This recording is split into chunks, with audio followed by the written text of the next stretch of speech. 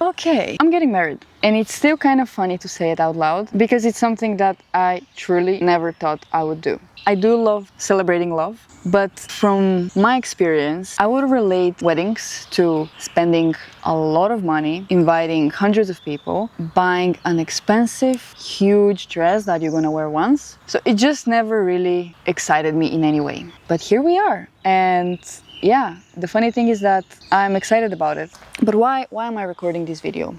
Well, I would like to share the story about how I created my dress. So when I got engaged, I was in Vietnam. If you've been in Vietnam, you will know how many tailors there are, especially in Hoi An. So we were exactly there in that area and we decided to create our wedding outfits there. It was very exciting because this means custom made.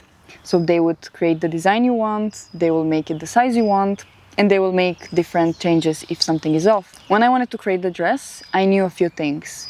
Number one was I did not want to have a traditional wedding dress. I did not want something huge and long and uncomfortable. I wanted to create something that I can wear afterwards as well. But at the same time, I didn't want it to be a very simple dress. I did want it to be a little bit special. The second thing was that I did not want to make it out of polyester. I did not want to make my wedding dress out of plastic. And at first, this seemed like an easy task, but it wasn't. And I'm gonna talk about it in a minute. The first thing I did was I went to Pinterest and I wanted to find different dresses that I liked. And at first, I wasn't even sure if I wanted to have a white dress. So I started looking for all kinds of colors and dresses, but I very quickly got extremely overwhelmed by the millions of options. So then I decided, okay, I will have it either white or off-white or even pale yellow or something like this. So then this narrowed a little bit the options, a little bit.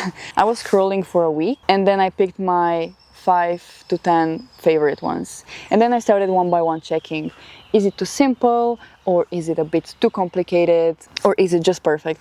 So I ended up picking one that felt quite simple and elegant, but it felt also a little bit special. The next step was going to the tailors. I started looking for tailors that had more options of different fabrics, and I quickly realized that there are a few that are the most common ones. And of course, polyester was one of them, silk was another one, and then cotton and linen. And the thing is that the design of the dress didn't really allow the fabric to be linen or cotton. So I needed to find something more flowy and silky, but without being silk or without being polyester, which ended up being a little bit complicated. So after going through a number of stores and always hitting the same wall, I found one shop that they offered viscose fabric. And at first I wasn't extremely happy with viscose because it sounds like it is sustainable, but when you learn more about it, you realize that it's not the perfect choice. However, I did not have any other option, unfortunately. So then I decided to go with viscose. So the good thing about viscose is that it's plant-based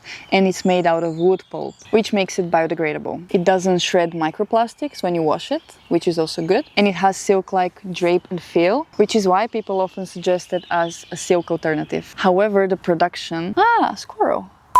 However, the production is quite chemically intense and it's also resource heavy. So it's not the perfect choice. However, it's still the better choice because polyester is fully synthetic and it's made out of petroleum. The production is also very energy intensive. It doesn't biodegrade, and after every wash, it sheds a lot of microplastics. So when you put viscose and polyester, yes, viscose is not perfect, but it's better than polyester. The thing is that I was still not perfectly happy with the fabric I found, simply because I really wanted to have the most sustainable dress as I could, and this felt like a big compromise. However, I was sitting with that question a lot, and I was thinking, what is the most sustainable dress? There were 3 options. The first one was to get something secondhand, but this is a little bit complicated because I need to find a style that I like and the size that is gonna fit me. So it felt like too much hassle. Then renting, which also didn't feel quite right, because most dresses that I could rent look very weddingy and I did not want that. And it also felt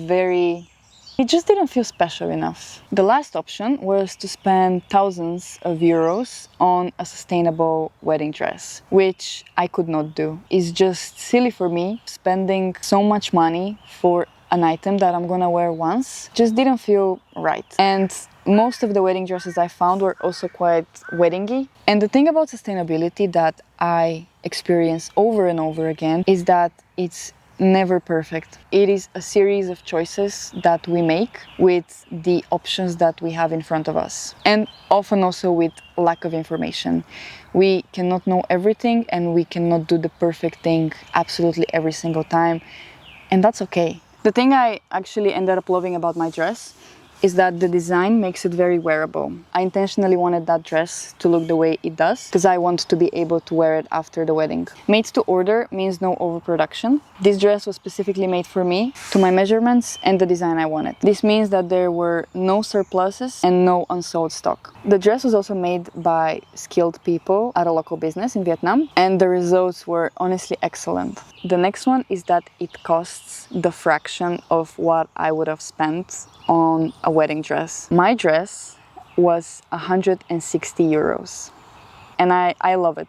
It's very pretty and beautiful, and it took only 3 fittings. They were incredibly fast. All in all, I'm very, very happy with the result, even though at first I was feeling a little bit unsure about the whole fabric situation. But again, I did the best I could. And this is something I love as a philosophy or as a way of living. I think sustainability needs to be looked very individually. You have to look at your own life, the options that you have, the state of mind that you're at even, and just from there, do the best you can. It feels liberating to have this mindset because it just removes a lot of pressure, and it doesn't have to be all or nothing. It makes it a little bit more exciting as well, and yeah, it's just more fun, and that's it. It's something I felt like I wanted to share, because what I end up doing most of the time is just share all of the highlights and all the things I'm doing right, but I rarely share the things I'm doing